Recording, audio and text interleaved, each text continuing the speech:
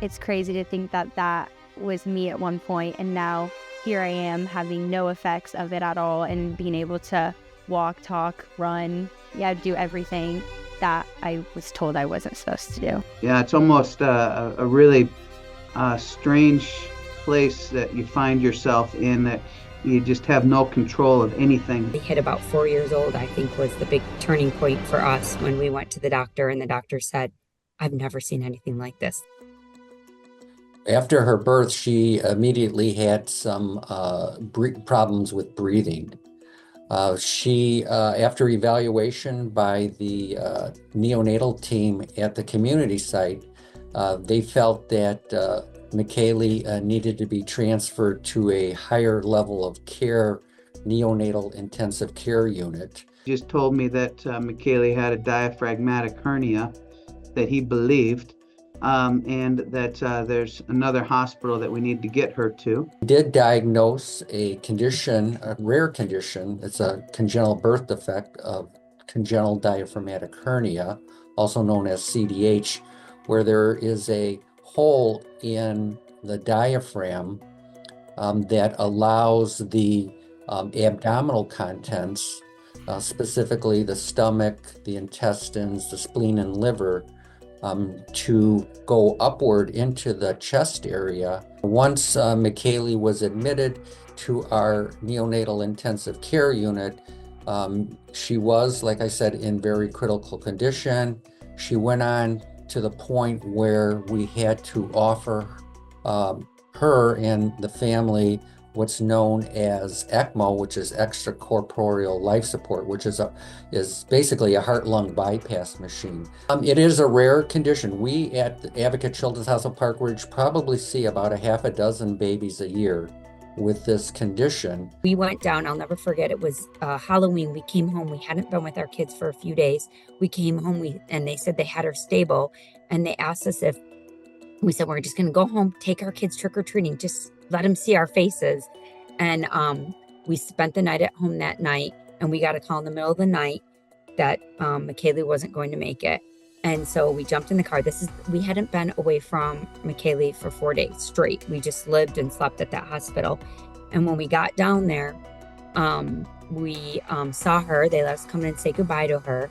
And we just went down to the chapel, John and I, and we just started praying. A lot of things happened in that instance that changed our forecast for her. But we came up and they said, "Oh my gosh, it looks like she's going to be stable enough that we can do this bypass." And that to us was probably our biggest change in what happened with her. We thought we were going to lose her. You've seen a lot of these cases. You've dealt with a lot of this.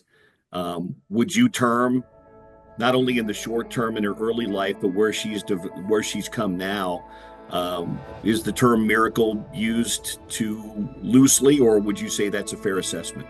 I think that is definitely a fair assessment. Her, the support that she's had, by her love and support that she's had by her family, and all of everything that McKaylie has gone through is nothing short of an overall, medical miracle. I don't really have to think back on it because I don't have any effects of it now in my life. So the only things are my scars that I'm reminded of it. If I didn't have those scars, I would never know a thing that happened. I never really had anything like physically that was a struggle for me. I was thrown into sports when I was 4 years old.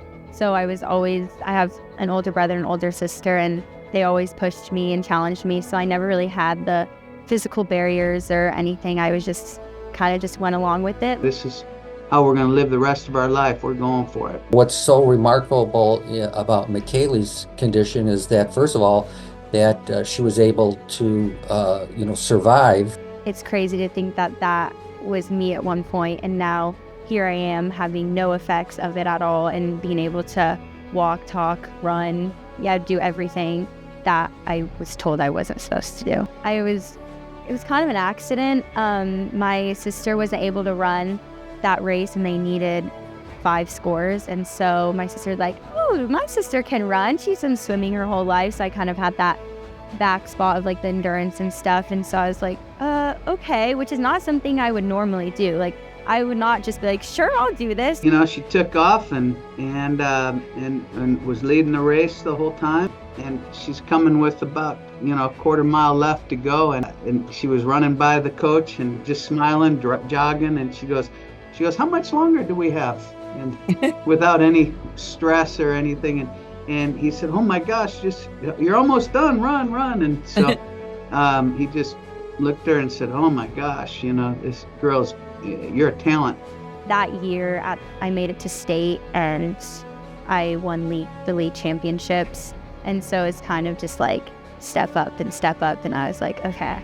So it's kind of that whole season, but that first race when I stepped on the course, we were like, this is something special and I should stay with it. I remember telling McKaylie, if you want to be great at this sport, you can be great.